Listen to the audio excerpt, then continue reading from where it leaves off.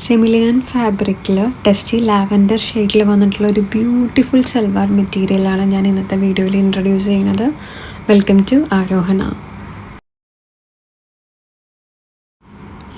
ടോപ്പിൻ്റെ യോക്ക് പോർഷനിൽ floral thread embroidery വർക്കാണ് വന്നിട്ടുള്ളത്.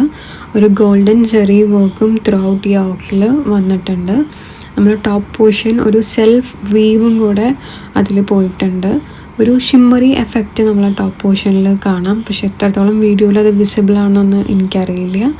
ഒരു ഗോൾഡൻ ത്രെഡും കൂടെ ത്രൂ ഔട്ട് ടോപ്പ് പോർഷനിൽ വന്നിട്ടുള്ള കാരണം ഒരു ഷിമ്മറി എഫക്റ്റ് നമ്മളെ ടോപ്പിന് വന്നിട്ടുണ്ട്.